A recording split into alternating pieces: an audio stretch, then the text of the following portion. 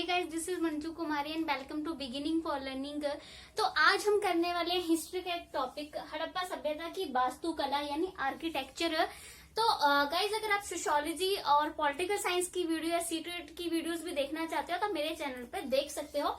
चलो फिर शुरुआत करते हैं आज के टॉपिक की। तो हड़प्पा सभ्यता के बारे में तो सभी जानते हैं क्योंकि हमारी जो छोटी क्लासेस है उसमें भी पढ़ा दिया जाता है इसके बारे में। +1 +2 में भी आई थिंक जो है हड़प्पा सभ्यता के बारे में डिटेल में पढ़ाया जाता है। तो आज हम करने वाले हैं स्पेशली हड़प्पा सभ्यता के जो लोग थे उनकी वास्तुकला यानी आर्किटेक्चर, से स्थापत्य कला भी कह सकते हैं। यानी उन्होंने जो घर बनाए थे, स्थापत्य कला, ठीक है। तो उन्होंने जो घर बनाए थे किस तरह से उन्होंने जो है वो रहने के लिए जो उनके घर वगैरह थे, क्या स्ट्रक्चर था, किस तरह से उन्होंने सारा कुछ डिजाइन किया था। जैसे आजकल की हमारी जो आर्किटेक्चर है, आपको पता ही, आजकल का तो सबको पता है कि कितनी जो है वो पहले इतना ऊंची मंजिल वाली मकान नहीं बना सकते थे, बट अभी देखो हमारा आर्किटेक्चर कितना है। किसी भी आकार में कितनी भी ऊंचाई, ऊंचे जो घर मकान है, बिल्डिंग है, वो जो है वो बना ली जाती है आराम से, बहुत सारी मशीन्स का प्रयोग करके, ठीक है। तो अब हम बात करेंगे कि हड़प्पा सभ्यता के जो लोग थे उनकी स्थापत्य कला कैसी थी। पर उससे पहले मैं थोड़ा सा इंट्रोडक्शन करा देती हूँ उनके बारे में, फिर उसके बाद हम ज्यादा डिटेल में इंट्रोडक्शन नहीं करेंगे, हम वास्तुकला के बारे में इस लेक्चर में हम बात करने वाले हैं। क्योंकि तो बस मैं थोड़ा सा इनको इंट्रोडक्शन दे देती हूँ। हड़प्पा सभ्यता, ठीक है। पहले तो बात ये है कि आज हम 2021 में हैं, तो हम मतलब ये है कि हमारे आने से पहले भी जो आज का ह्यूमन है उसके आने से पहले भी कुछ ऐसे इंसान थे जिन्होंने हमारी तरह ही जो है वो बस्तियां बनाई, घर बनाए, नालियां, सिस्टम, ये सब कुछ जो उन्होंने इस तरह से डेवलप किया। तो हमारे ही तरह हमसे पहले भी कुछ इतने ज्यादा इंटेलिजेंट डेवलप्ड लोग थे, ठीक है। तो उनके सबूत जो है वो हमें मिले जब अंग्रेज जो है वो इस तरह से, जब रेलवे लाइन के लिए खुदाई जब की जा रही थी, मतलब रेल पटरी बिछाने के लिए जब खुदाई की जा रही थी, जब अंग्रेज यहाँ भारत में आए थे, तब खोदते खोदते कुछ ईंटें जो है वो नीचे निकली थी, तब जाके वो खुदाई का काम जो है शुरू हुआ और हड़प्पा सभ्यता की जो है वो खोज हुई थी। तो हड़प्पा सभ्यता की खोज की बातें चल रही है तो मैं थोड़ा सा बता देती हूँ कि खोज किसने उसमें योगदान दिया और कब हड़प्पा सभ्यता की खोज हुई थी। पहले तो हम बात कर लेते हैं कि हड़प्पा सभ्यता इसको क्यों कहते हैं। क्योंकि ये जो हड़प्पा है वो स्थान है, ठीक है। तो ये जो हड़प्पा स्थान है अभी तो जो है वो पाकिस्तान में है, ठीक है। और ये जो स्थान है यहाँ सबसे पहले हड़प्पा से संबंधित जो चीजें थी, ठीक है, वो सबसे पहले यहाँ मिली थी। यानी सबसे पहले जो ये सभ्यता थी वो हड़प्पा में खोजी गई थी, इसलिए सभ्यता का नाम जो है वो हड़प्पा सभ्यता भी रख दिया गया है, ठीक है। और इसको सिंधु घाटी सभ्यता भी कहते हैं, ठीक है। सिंधु घाटी सभ्यता, सिंधु घाटी सभ्यता क्यों उसको कहते हैं? क्योंकि ये सिंधु नदी के जो है वो किनारे पर बसी थी, ठीक है। सिंधु एक रिवर, आपको पता है, तो सिंधु नदी के रिवर के किनारे पर बसी हुई थी ये सभ्यता, इसलिए जो है इसको सिंधु घाटी सभ्यता कहा जाता है। हड़प्पा इसलिए कहा जाता है क्योंकि सबसे पहले जो हड़प्पा स्थान है जो कि अभी पाकिस्तान में है, वहां सबसे पहले जो है एक मोहर मिली थी, उसके बारे में भी बताऊंगी, इसलिए इसके जो है इस तरह से दो नाम जो है वो पड़े हैं। अगर आप और हड़प्पा सभ्यता को जानना चाहते हो तो अगर आप, एक मूवी बनी है, आपको पता है, ऋतिक रोशन की, मोहनजोदाड़ो कह दो या मोहनजोदड़ो कह दो, कुछ भी कह दो, ठीक है। तो ये जो मूवी है, अगर आप मूवी देखोगे तो आपको और ज्यादा पता चल जाएगा कि जो मोहनजोदाड़ो था वहां पर किस तरह से वो एक शहरी केंद्र था, सिटी थी वो एक मोहनजोदड़ो। उसके बारे में पूरी जानकारी आपको उस मूवी को देख के अच्छे से मिल सकती है। तो आप ये मूवी भी देख सकते हो और डिटेल में समझना चाहते हो तो, ठीक है। तो हम बात कर रहे थे इसके नामकरण की, मैंने बता दिया हड़प्पा सभ्यता इसका नामकरण क्यों पड़ा है, क्योंकि हड़प्पा नामक स्थान पर सबसे पहले इसकी खोज हुई थी। और सिंधु घाटी क्योंकि उस नदी के किनारे था, इसलिए इसकी जो है इसको सिंधु घाटी कहते हैं। अगर आपसे कोई इसका काल पूछे यानी टाइम पीरियड पूछे तो इसका जो सबसे सही टाइम पीरियड है वो 2600 से 1900 बीसी यानी ईसा पूर्व, ये जो है सबसे अच्छा टाइम जो है वो सही टाइम माना जाता है, ठीक है। नहीं तो इसके टाइम पीरियड को लेकर भी जो है विद्वानों में कॉन्ट्रडिक्शंस होते रहते हैं, मतलब मतभेद होते रहते हैं कि अलग अलग विद्वान इसका अलग अलग टाइम पीरियड बताते हैं। अब पहली बार है सब विद्वान अलग अलग टाइम टाइम पीरियड बताएंगे वो किस तरह से उन्होंने खोज की है, अच्छे से समझा तभी बताएंगे ना, क्योंकि जब हड़प्पा सभ्यता थी उस टाइम तो आज के विद्वान नहीं मौजूद थे, तो एकदम एग्जैक्ट टाइम बताना भी तो ये क्या है, संभव नहीं है। ठीक है, तो ये इसका जो है वो सही टाइम पीरियड जो है वो माना जाता है। अब हम इसकी जो है वो वैसे इसके टाइम पीरियड को लेकर ये जो है इस पे भी थोड़ा सा विवाद रहता है, लेकिन सबसे सही यही माना जाता है।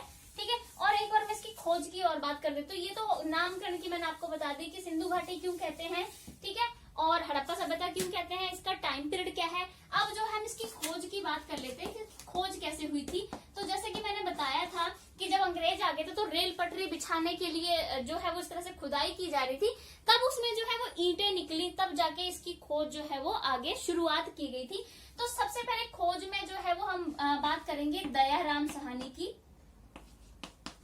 दयाराम साहनी ये भारतीय विद्वान थे, पुरातत्व के एक मेंबर थे ये। दयाराम साहनी ने सबसे पहले जो है वो हड़प्पा में एक वहां पर मोहर खोज की थी। वहां की जो उनकी वो नहीं होती है मोहरे वगैरह उन्होंने बनाई हुई थी, जैसे किसी भी व्यापार वगैरह करने के लिए मोहर लगाई जाती है, इस तरह से है ना, छाप लगाई जाती है मोहर की। तो वही इन्होंने सबसे पहले वहां पर एक मोहर को जो है वो खोजा था। ठीक है, जब उसके बाद मतलब सबसे पहले इनको यहाँ हड़प्पा में मोहर मिली थी, और ये मिली थी 1921 में दयाराम साहनी को।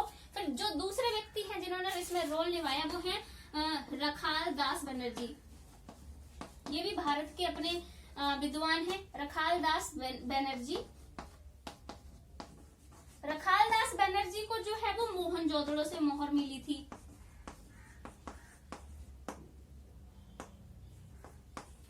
ठीक है, रखाल दास बनर्जी को मोहनजोदड़ो से 1922 में जो है वो एक उनको वहां से मोहर मिली थी। तो इस प्रकार से खोज में क्या शुरुआत हुई, इसकी खोज हुई 1921 में इसकी शुरुआत हुई थी, जब दयाराम साहनी को मोहनजोदड़ो से एक मोहर मिली थी।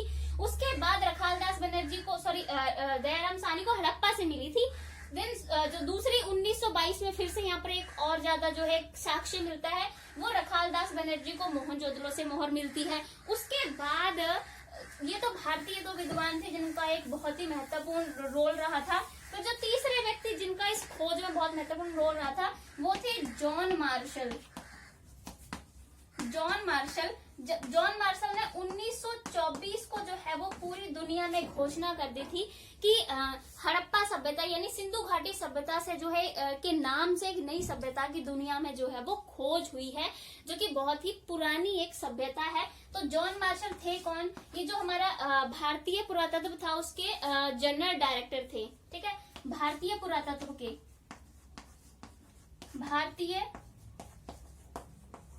पुरातत्विक विभाग जो था हमारा उस टाइम, तो उसके जनरल डायरेक्टर थे जॉन मार्शल। तब इन्होंने ही 1924 में दयाराम साहनी और रखालदास बनर्जी की जो खोजें उन्होंने की थी उसके आधार पर जो है उन्होंने 1924 में घोषणा की कि नई सभ्यता की जो है वो खोज हुई है। ठीक है, तो ये तो इस प्रकार से जो है वो खोज हुई, इसकी खुदाई की गई, और भी बहुत सारे विद्वान आए। खुदाई में काफी चीजें जो है वो खराब भी हुई, क्योंकि खुदाई का सही तरीका नहीं पता चल रहा था। अंदर जमीन में ये सभ्यता थी, तो वहां से खुदाई करना तो बहुत सारी चीजें जो है मिल रही। कुछ लोगों ने ऐसे ईंटें, क्योंकि जब मिल रही थी तो लोगों ने वहां की ईंटें भी चुरा ली, बहुत ज्यादा ईंटें वहां से चुरा ली, तब सभ्यता इसको जो है काफी नुकसान पहुंचा था। ठीक है, तो इस प्रकार से ये जो सभ्यता थी वो खोज में आई, और इसका अंत माना जाता है कि 1800 BC में जो है वो इस सभ्यता का अंत हो गया था, ईसा पूर्व। ठीक है, तो उसके बाद हम लोग बात करेंगे, अब इसके वास्तुकला की बात कर लेते हैं, क्योंकि मैं हड़प्पा सभ्यता के बारे में डिटेल में नहीं पढ़ा रही हूँ, मैं सिर्फ उसकी वास्तुकला की बात कर रही हूँ इस वाले वीडियो में। और वैसे अगर आप डिटेल में पढ़ना चाहते हो क्या उनका कल्चर था, सोशल लाइफ क्या थी, ठीक है, उनकी इकोनॉमिक लाइफ क्या थी, उनका सारा इंट्रोडक्शन कैसे शुरुआत हुई, कितने उसमें डिवाइड थी ये सभ्यता, तो वो अलग अलग जो है अलग लेक्चर में किया जा सकता है। यहाँ हम सिर्फ वास्तुकला की बात करने वाले हैं। तो वास्तुकला यानी स्थापत्य कला की किस तरह से उन्होंने जो सारा रहने का प्रबंध था उसको उन्होंने किया था। वास्तुकला को हमें एक ऐसे जान सकते हैं, अगर हम जाने की वास्तुकला क्या होती है, तो वास्तुकला क्या करती है कि किसी भी स्थान को मनुष्य के रहने योग्य बनाती है, उसे वास्तुकला कहते हैं, रहने योग्य। ठीक है, वास्तुकला जो है वो किसी भी स्थान को मनुष्य के रहने योग्य बनाती है, उसे जो है वो मतलब कि वास्तुकला कहा जा सकता है। ठीक है, यानी भवन निर्माण, जिस तरह के जो निर्माण किए जाते हैं मनुष्य के रहने के लिए, ठीक है, निर्माण किस किस तरह के रहने के लिए, घर वगैरह हो जाएगा, नालियां, सब चीज जो है वो उसमें वास्तुकला में आती है। तो हम वास्तुकला में सबसे पहले बात करेंगे टाउन प्लानिंग की। ठीक है, फर्स्ट पॉइंट है टाउन प्लानिंग यानी नगर नियोजन।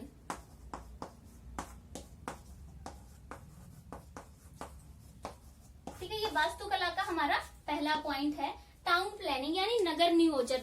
यानी जो हड़प्पा वाले लोग थे उन्होंने अपने जो नगर थे, शहर थे, जहां वो रहते थे, किस तरह से उनकी प्लानिंग की, किस तरह से उन्होंने अपने नगरों शहरों को बनाया था।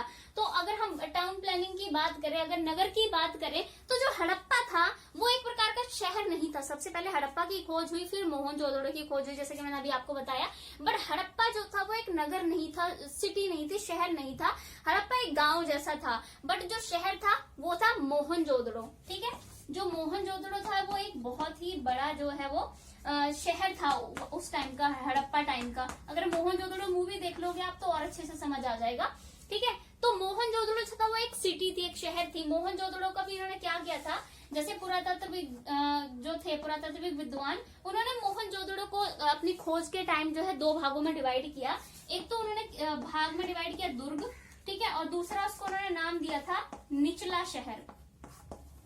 ठीक है, अपनी खोज के दौरान उन्होंने ये पुरातत्व जो थे हमारे पुरातात्विक विद्वान, उन्होंने मोहनजोदड़ो याद रखना, मोहनजोदड़ो जो है वो एक नगर था, शहर था, और इसको मोहनजोदड़ो को मृतकों का टीला भी कहा जाता है। ये भी याद रखना, मृतकों का टीला। ठीक है, मोहनजोदड़ो जो है वो बहुत बड़ा था, एक शहर था, मृतकों का टीला था। यहाँ पर इनकी वास्तुकला देखने को सबसे ज्यादा मिलती है, जितनी हड़प्पा में नहीं मिलती है, मोहनजोदड़ो मिलती है। तो मोहनजोदड़ो को जो हमारे पुरातत्व विद्वान थे उन्होंने खोज के दौरान दो हिस्सों में बांटा, एक दुर्ग और एक निचला शहर। तो दुर्ग के बारे में उन्होंने क्या क्या बताया। ठीक है, दुर्ग के बारे में बोला कि ये जो है वो जैसे ऊपर वाले हिस्से में जैसे ऊंचाई पर बसा हुआ था ये जो दुर्ग था। ठीक है, पहली बात है ये कि ऊंचाई पर बसा हुआ था। ठीक है, और जो निचला शहर था, निचला उसको इसीलिए कहा क्योंकि वो नीचे वाले इलाकों में बसा हुआ था, ये ऊंचाई पर नहीं था। दुर्ग जो था वो बहुत ऊंचाई पे बसा हुआ था। ठीक है, और ये पक्की ईंटों से बना हुआ था। ठीक है, पक्की ईंटों से बना हुआ था, और इसमें नींव रखी गई थी। यानी नीचे जैसे एक घर बनाने से पहले नींव नहीं लगाते, पास धरती में नींव लगाई जाती है, जैसे घर बनाया जाता है। तो ये दुर्ग में जो घर थे वहां पर एक चबूतरा बनाया जाता था पक्की ईंटों का, ऐसे उस चबूतरे के ऊपर फिर जैसे जो है वो घर ऐसे बनाया जाता था चबूतरे के ऊपर। ठीक है, ये मेरे को इतनी अच्छी ड्राइंग नहीं आती है, पर मैं बता रही हूँ कि पहले एक नीचे ऐसे चबूतरा सा बना लिया। ठीक है, उसके ऊपर घर बनाते थे और पक्की ईंटों के घर होते थे। और यहाँ पर जो ये जो दुर्ग में जो घर थे, मतलब ये दुर्ग जो था ये बहुत मतलब ज्यादा बड़ा नहीं था। ठीक है, दुर्ग जो था वो छोटा इलाका था, यहाँ बहुत ज्यादा घर नहीं थे। ठीक है, और इसकी विशेषताएं सबसे पहली, दुर्ग जो है ऊंचाई पर स्थित था। ठीक है, पक्की ईंटों का बना हुआ था, पहले चबूतरा बनाते थे, उसके ऊपर जो है जाके फिर घर बनाते थे, और ये आकार में छोटा था, बहुत बड़ा इस तरह से टाउन नहीं था ये दुर्ग। ठीक है, और एक और इसकी विशेषता, इसकी जो है वो हम कैसे कह सकते हैं कि 4 दीवारी करवाई गई थी। दुर्ग की 4 दीवारी भी करवाई गई थी। 4 दीवारी मतलब पूरे, जैसे ये मान लो एक ये पूरा एक ये मान लो दुर्ग है, या दुर्ग का मतलब एक ही बिल्डिंग नहीं थी, मतलब ऊपर वाले इलाके में जितने भी घर वगैरह बसे हुए थे उनको दुर्ग का नाम दिया गया था। तो मान लीजिए ये एक ऐसे दुर्ग है, इसके अंदर मान लीजिए घर है, सारे इस तरह से घर है, और इस तरह से उसकी 4 दीवारी जो है वो की गई थी, सुरक्षा के लिए की गई थी। और जो निचला शहर था उससे उसको अलग दिखाने के लिए भी उसकी 4 दीवारें की गई थी। जैसे मान लीजिए ऊपर बसा हुआ दुर्ग है और ये नीचे वाला जो है वो निचला शहर बसा हुआ था, ऐसे 4 दीवारी पूरी की गई थी ताकि इस वाले शहर से इसको जो है वो अलग किया जा सके, निचले शहर से दुर्ग को। ठीक है, तो ये है दुर्ग के बारे में कि दुर्ग जो था ऊपर बसा हुआ था। ठीक है, आकार में छोटा था, पक्की ईंटों से बना हुआ था, चबूतरा बना के फिर उस पे घर बनाते थे, आकार में छोटा था, और इसकी 4 दीवारें की गई थी, सुरक्षा के लिहाज से की गई होगी, और बाकी है उसको निचले शहर से अलग दिखाने के लिए दुर्ग की जो है वो 4 दीवारी की गई थी। ठीक है, ये इन्होंने इस तरह से दुर्ग को जो है वहां पर बनाया था। ठीक है, उसके बाद निचले शहर के बारे में बात कर लेते हैं। निचला शहर जो था, निचला शहर पहली बार तो मैंने बोला ऊंचाई पर स्थित नहीं था। ठीक है, मैं यहाँ निचले शहर के बारे में लिख देती हूँ। ठीक है, जो निचला शहर था पहली बार तो वो नीचे बसा हुआ था, इसलिए इसको निचला शहर का नाम दिया था, ऊंचाई पर नहीं था, और ये आकार में बड़ा था। ठीक है, मतलब बहुत बड़े एरिया में फैला हुआ था ये जो था। जैसे ये दुर्ग था ना, उसकी सारी ऐसी विशेषताएं थी जैसे कि वो अमीर लोग वहां रहते हों, क्योंकि पक्की ईंटों से बना हुआ है, चार दीवारी की गई है, अच्छे से घर बनाए गए हैं, सब कुछ, तो अमीर लोग रहते होंगे। इस तरह से जो है वो एक प्रकार से बताया जाता है पुरातत्व विद्वानों के अकॉर्डिंग कि वहाँ अमीर लोग रहते होंगे। निचला शहर जो है वो आम लोगों के लिए था, जहाँ बहुत बड़ा फैला हुआ था। वहाँ कई जो घर थे वो तो पक्की ईंटों के बने थे, नहीं तो ज्यादातर जो है वो कच्ची ईंटों के घर ही जो है वहां बने हुए थे। और चार दीवारी तो दुर्ग में कर रखी थी, तो उससे इसको अलग करने के लिए चार दीवारी भी थी। ठीक है, बहुत बड़े एरिया में फैला हुआ था, कच्ची ईंटों का बना हुआ था। ठीक है, और इतनी कोई खास सुरक्षा के लिए इसका कोई ऐसा प्रबंध नहीं था। तो इससे ही जो है वो पुरातत्वविद जो है वो कहते हैं कि जो निचला शहर था वो गरीब लोगों के लिए था। ठीक है, और जो ऊपर वाला जो दुर्ग था वो जो था वो अमीर लोगों के लिए था। हो सकता है जो वहां के उस टाइम के राजा रहे होंगे, ठीक है, उनके लिए जो है वो ऊपर बनाया गया होगा। आम लोगों के लिए यानी जो जनता थी उसके लिए जो है वो नीचे निचला शहर जो है बनाया गया, वहां रहते होंगे लोग।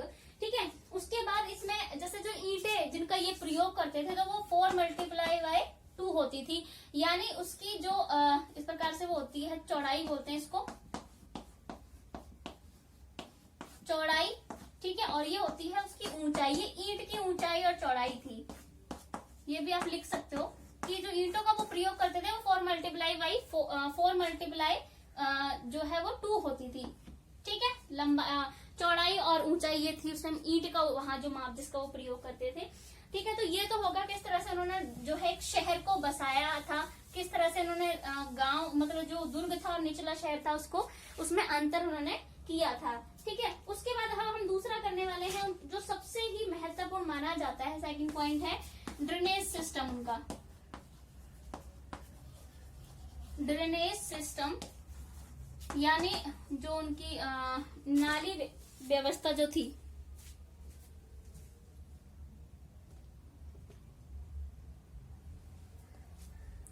ठीक है, तो उनकी जो नाली व्यवस्था थी उसके बारे में हम लोग अब बात करेंगे। नालियों का जो उन्होंने प्रबंध किया था।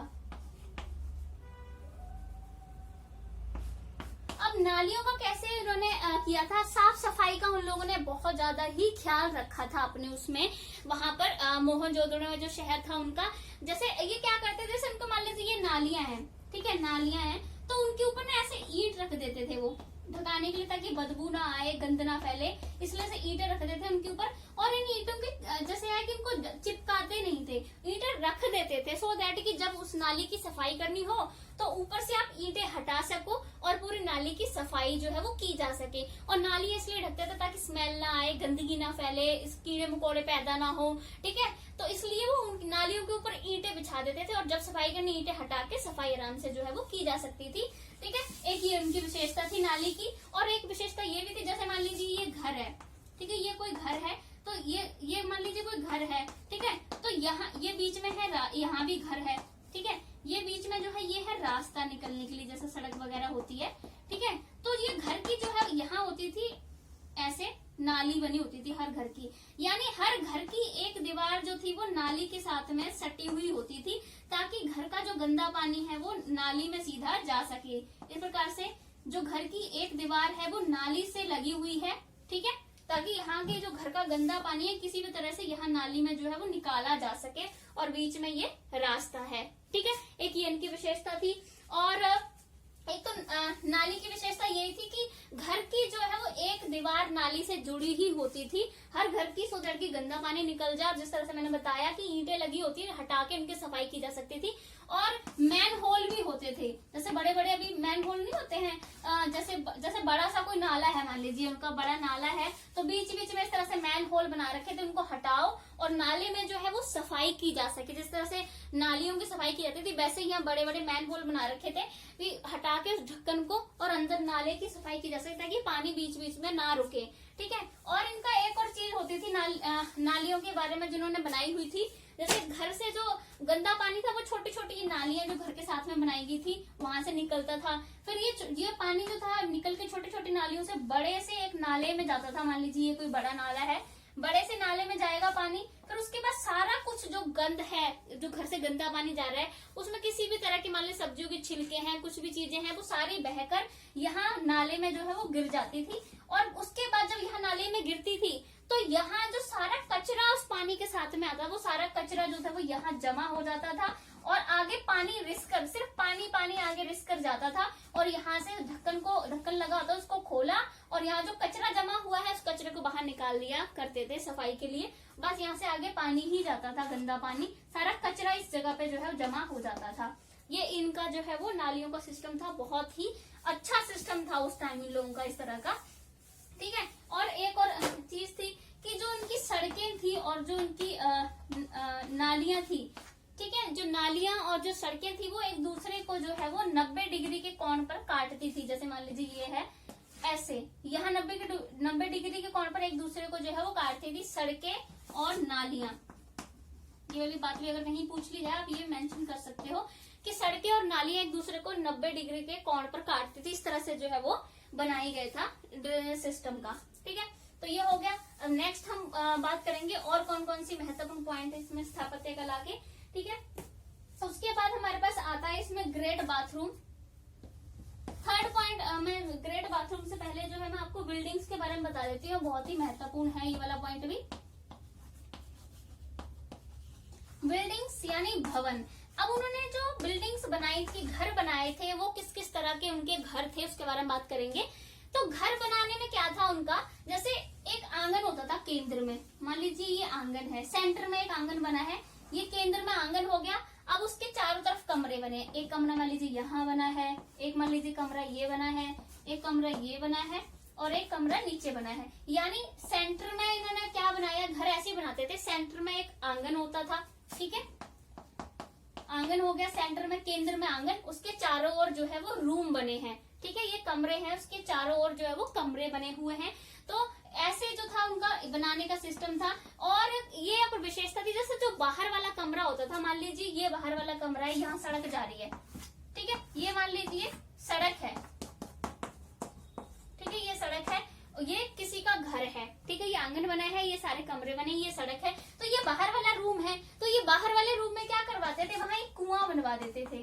ठीक है, कुआं बनवाते थे ताकि ये जो राहगीर हैं, सड़क से जाने वाले लोग हैं, वो यहाँ से जो है, जैसे यहाँ इसका गेट है रूम का, ठीक है, ये जो है वो गेट से एंटर कर सके और यहाँ जो कुआं है उससे राहगीर जो है, बाहर जाने वाले लोग हैं, वो पानी पी सके। जैसे अभी क्या होता है, आपने देखा होगा कि जैसे चंडीगढ़ में रहती हूँ मैं, तो चंडीगढ़ में तो ऐसा ही है कि बाहर जो सड़क के साथ जो सड़कें बनी है वहां तरफ दरवाजे नहीं खुलते हैं लोगों के घर के, बट वहाँ बाहर ऐसे पीने के लिए टंकियां लगा रखी है बहुत जगह। तो वैसे ही उस टाइम टंकी की जगह ऐसे बाहर वाला एक रूम होता था, उसमें ये कुआं बनवा देते थे कि कोई बाहर से राहगीर जा रहा है, कोई भी जा रहा है, तो वहां से कुएं से जो है वो पानी पी सके। ठीक है, और बाकी ये बाहर वाले कमरे में बनाते थे जो बिल्कुल बाहर होता था। ठीक है, और प्राइवेसी के लिए इनका बहुत वो था, जैसे 2 बिल्डिंग वाले रूम भी होते थे। ठीक है, ये नहीं कि जस्ट एक ही बिल्डिंग होती थी, 2 बिल्डिंग वाले रूम होते थे, इसलिए वहां पर ऐसे सीढ़ियां भी बनी होती थी। जब 2 बिल्डिंग है तो सीढ़ियों के साक्ष्य भी मिले हैं कि उन लोगों ने सीढ़ियां भी डेवलप कर ली थी चढ़ने के लिए, और 2 बिल्डिंग रूम भी बनाते थे। बट एक विशेषता थी कि जो खिड़की होती थी, जैसे मान लीजिए रूम में खिड़की है,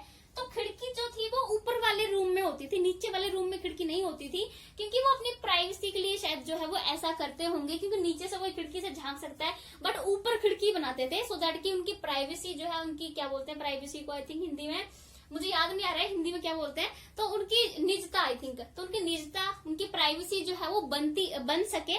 ठीक है, उनकी प्राइवेसी रहे, कोई उनकी प्राइवेसी में आके, निजता में आके ना टांग अड़ाए, ना घुसे, इसलिए ऊपर वाले रूम में खिड़की बनाते थे। नीचे वाला जो रूम होता था उसमें नहीं बनाते थे, ऊपर वाले में जाकर, और सीढ़ियां वगैरह भी थी। इस तरह से उनका घर का ढांचा होता था।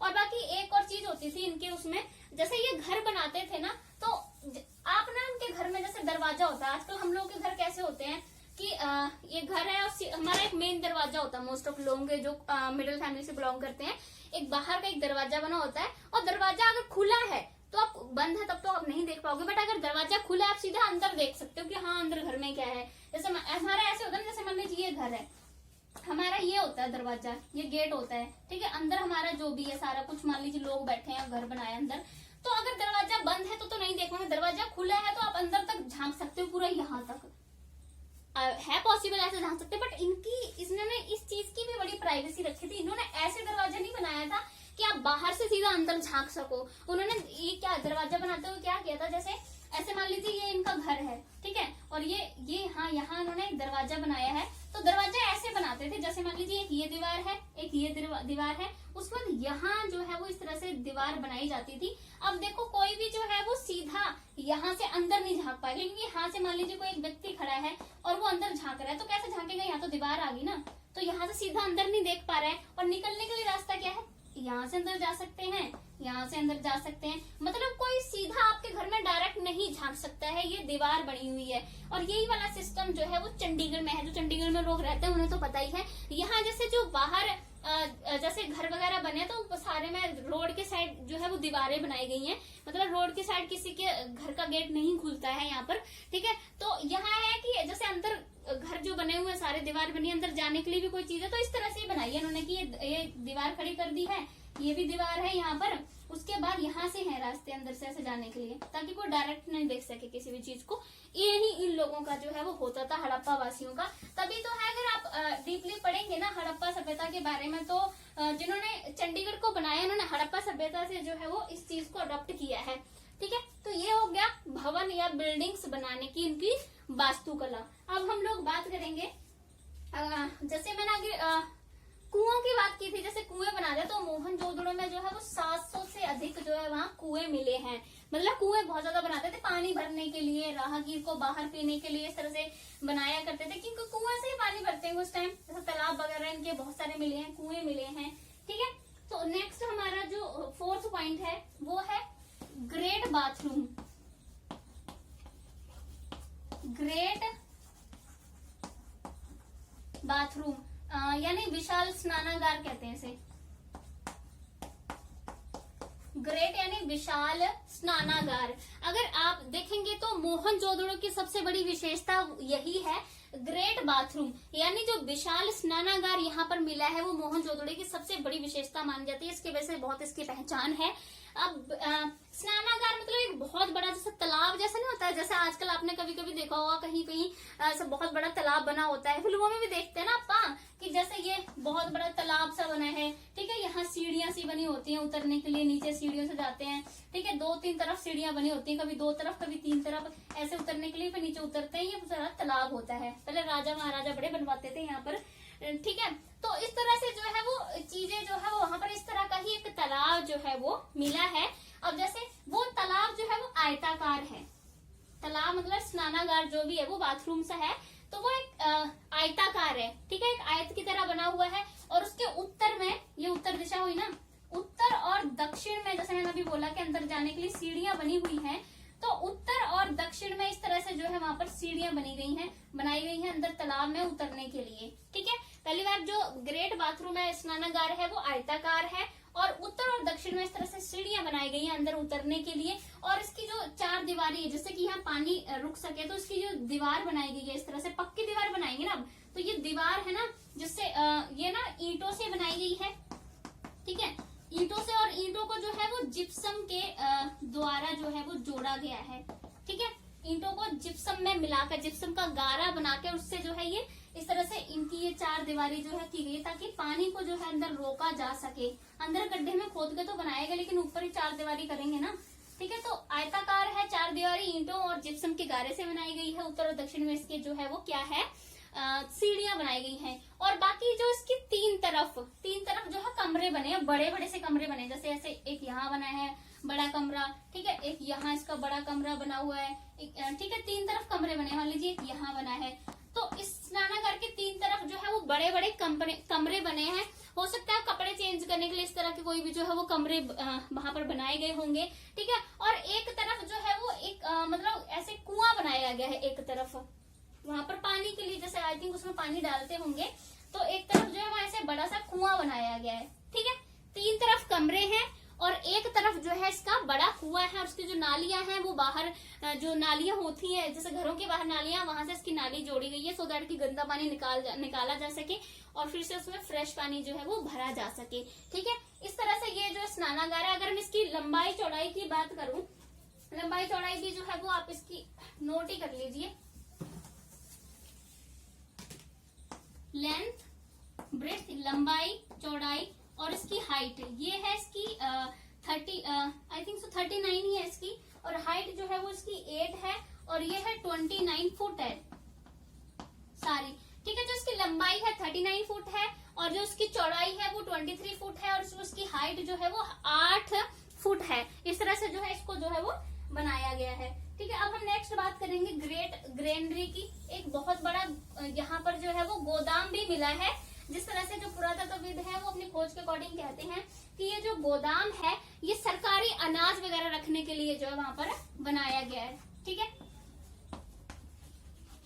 ग्रेट ग्रेनरी गोदाम, विशाल गोदाम भी मिला है। और ये गोदाम जो हड़प्पा में नहीं मिला है, सॉरी मोहनजोदड़ो में नहीं मिला है, ये गोदाम जो है वो हड़प्पा में पाया गया है। ठीक है, और इसमें जैसे माना गया है कि इसमें सरकारी जो अनाज वगैरह था वो रखा जाता था। जैसे अगर किसी तरह को कोई विपदा आ जाए तो लोगों को, जैसे आजकल नहीं तो गवर्नमेंट ने गोदाम बनाए होते हैं, सो दैट कि ऐसे कोई प्रॉब्लम आ जाती है, इस तरह की कोई भी अकाल भूखमरी जैसी सिचुएशन आ जाती है, तो वो अनाज जो है लोगों में बांटा जा सके, इसलिए जो है वहाँ बड़ा सा गोदाम भी मिला है।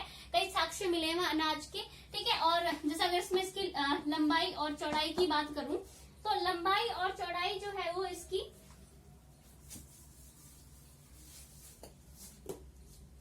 लंबाई 169 फुट है, और जो उसकी चौड़ाई है वो 135 है। ठीक है, फुट है। ठीक है, एक ये हो गया। अब हम इसमें स्थापत्य कला में जो है वो एक दो चीज और है जिसकी बात कर लेते हैं हम। ठीक है, जैसे रोड और जो सड़कें बनाई गई हैं, सड़कें और गलियां, सड़कें और गलियां किस तरह से बनाई गई है यहाँ पर। रोड्स यानी सड़कें एंड स्ट्रीट्स यानी गलियां।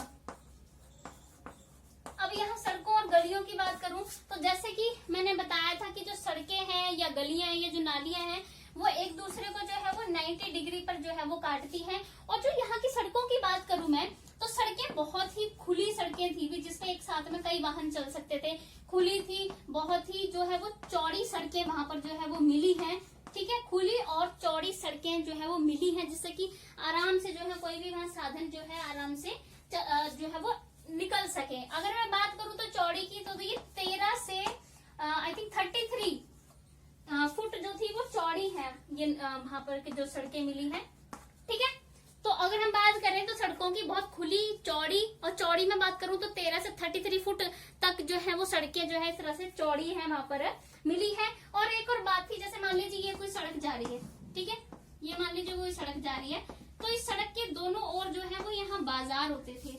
ठीक है, इधर भी मान लीजिए बाजार होगा और इधर भी बाजार होगा, तो दोनों तरफ जो है वो बाजार होते थे इन सड़कों के। ठीक है, और गलियों की बात हम करें तो गलियों की चौड़ाई की अगर मैं बात करूं तो गलियां होती थी 9 से 12 फुट चौड़ी। ठीक है, छोटी छोटी गलियां भी थी अंदर जाने के लिए, इस तरह से बड़ी बड़ी गलियां भी थी, रोड तो थे ही बहुत ज्यादा वहां पर, इस तरह के चौड़े थे वहां पर। तो ये हमने इनके वास्तुकला की बात की।